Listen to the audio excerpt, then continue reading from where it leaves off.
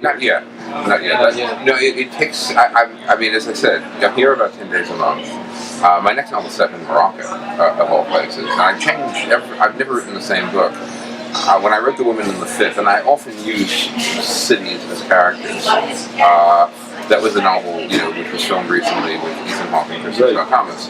And basically, I had lived at that point 5 years in Paris before I actually dared to do it, and with the moment it was about 4 years in and out of Berlin. I need to sort of take my time with the place, get to know it, get to kind of feel I use that word interiority of it, but I've always written in the first person, and I'm a sponge, I absorb. And I'm always looking at other people and trying to look at their lives.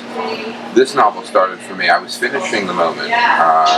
It was 2011, the beginning of 2011. I was finishing the final kind of copy edits in my house in Maine. It was January, a snowy day. I have a sunroom. It's an old house from Maine, 1920s, in the bay. My kids had just gone back to England.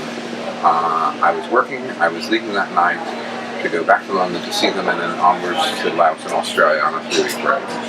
High now. I've been through a couple of bad years. And I was single and actually very happy. Snow was falling down, life was good. That night, running for the fight at Logan, I was running late as usual.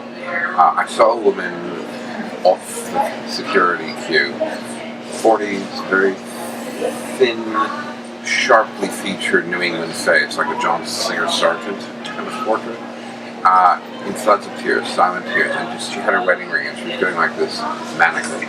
Like it was a mountain. And I immediately started thinking, okay, she just put her husband on the plane and he's leaving her for another one. She just put her husband on the plane. She's leaving her. Yeah, or she's thinking, I can't go back to this Bosun.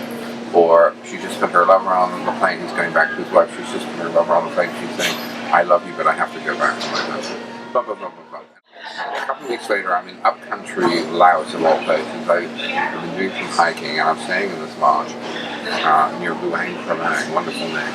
And there's this German couple, kind of crusty backpacking type. You can imagine 10 years from now they'll be in Frankfurt driving a Beamer, But here they are, and this couple are having a fight. And she goes, "Was willst du? What do you want?" And I thought about that afterwards, and he turned to her and said, "What a question." And I thought, that's the hardest question in the world. What do you want? And for some reason, that woman and that question came together, and a couple of weeks later, it all started falling into place. I've lived a life. There have been good things, there have been disappointments, there have been sadnesses, there have been dumb things, there have been mistakes. I mean, like anyone. And so, of course, I use all that, but I've never written directly out of my own experience.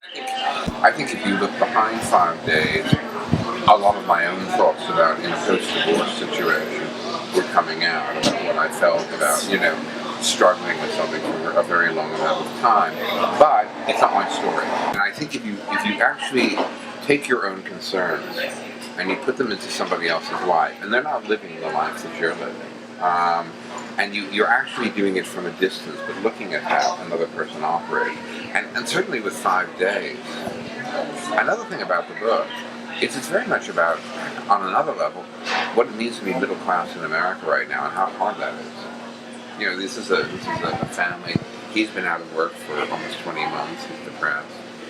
It's a family in a house that they're not really happy with. That was a mistake.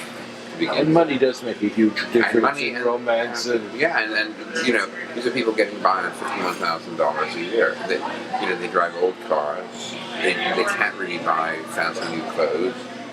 They're trying to, do their best for their children, but it's tough. And it's tough. These are people who, a vacation is borrowing somebody's condo in Florida and just about making the airfare and a cheap rental car, or going to somebody's cottage in the Lake region in Western Maine. This is how life operates. It's not how I live, but I wanted to look at it. But yeah, you of course you bring your own experience to it. You have to. Emma Bovary, c'est moi.